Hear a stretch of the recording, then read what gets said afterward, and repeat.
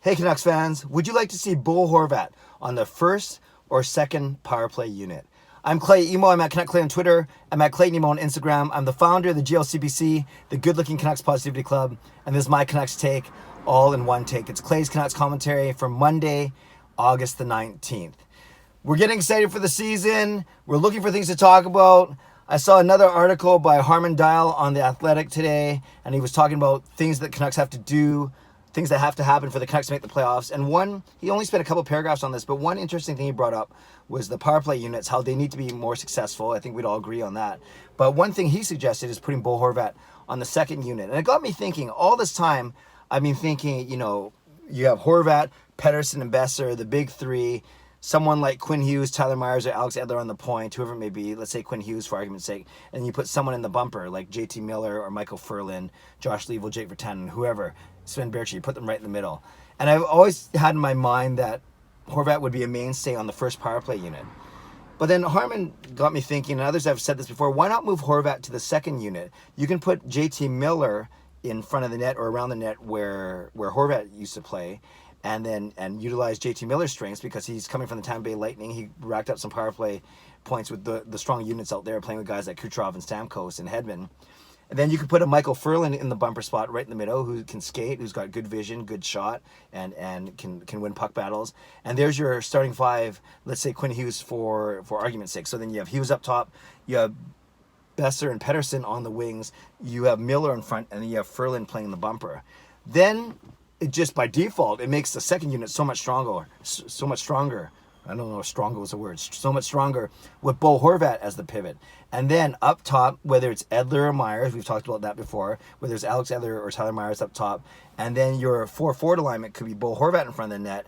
And then you still do have skilled players like Tanner Pearson, Sven Baertschi, Nikolai Goldobin if he signs, Josh Leavell, Jake Virtanen. A lot of options there, even Adam Gaudette. So I guess a couple of good things about bringing Horvat to the second unit is now you have a center who can win faceoffs. Now, I realize that winning the faceoff isn't the most important thing. It is to start off the power play, of course, but if the power play is fluid and if you're allowed to change on the fly and if there aren't a lot of stoppages, then winning the faceoff isn't the most important thing in the world. But of course, you want to win the faceoff as opposed to lose it, right? And not waste those or lose those 10 to 15 seconds. So if you move Horvat to the second unit, on the first unit, either Pettersson or Miller can take those face-offs, and then now you have Horvat on the second unit able to take those face-offs as opposed to a Gaudette or a Sutter who you might not think should be a part of that second unit. And again, that's only if there's a stoppage in play.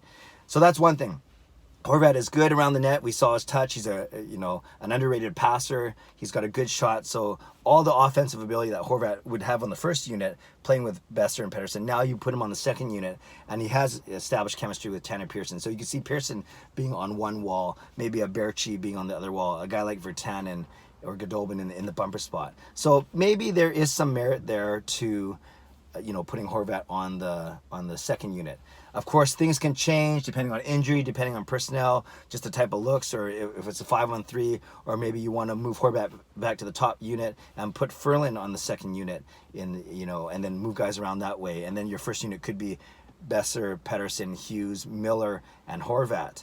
And then you still need something to take draws on the second unit, or at least try and win a draw. And maybe that is, you can put Pearson or Ferland in there at least to try and win a draw once in a blue moon. Like I said, it won't be a lot of draws. But basically, by putting Horvat on the second unit, you automatically make that second unit stronger. A second unit that Harman pointed out had guys like Marcus Granlund and Louis Eriksson on it last year. So we could conceivably see units like this. A first unit of Quinn Hughes, and then Besser, Pettersson, Miller, and Ferland. And then a second unit of Myers or Edler up top, and then Horvat, Pearson, Baertschi, and Goldobin or Leavell or Virtanen. Any of those guys are interchangeable that way from a second power play unit standpoint. And maybe that's the way you want to go. So Canucks fans, leave it to you. Would you rather see a more stacked first unit? And if you do, who's on that first unit for you? How do you stack it? Or would you entertain putting Horvat on the second unit? For a face-off perspective, again, not the biggest factor, like I mentioned, but more importantly, to balance the scoring out, to put a more experienced, proven power play point getter on the second unit, just to make it so, yeah, like I said, balance out a bit more, and so you don't have all your eggs in one proverbial basket, so to speak. I think it's a nice problem to have. Obviously, you want more skilled players than less, And I think overall it will make the 2 power play units stronger and hopefully bolster that power play overall. It did well 2017, but it had a big drop off last year in 2018, despite having great personnel on there like Besser and like Pettersson and Horvat, of course. But put in a full season of Quinn Hughes up there, put in guys like JT Miller, Micheal, Ferland, guys who have been proven power play point getters, and then overall the power play percentage of the Canucks should rise and in essence lead to more wins, more points in the standings, and a better chance to make the playoffs. So Canucks fans, let me know what you think. Where do you want Bo Horvat when it comes to the 2 power play units? And then while you're at it, tell me what you think the 2 units, a good 2-unit combo might look like. Name the 5 guys on the first, name the 5 guys on the second, and let's create some conversation down below. So thanks for watching. Leave a comment. I like to read, react, and reply as always. Subscribe if you like to. Like this video if you like to. Enjoy the day. God bless, and go Canucks go.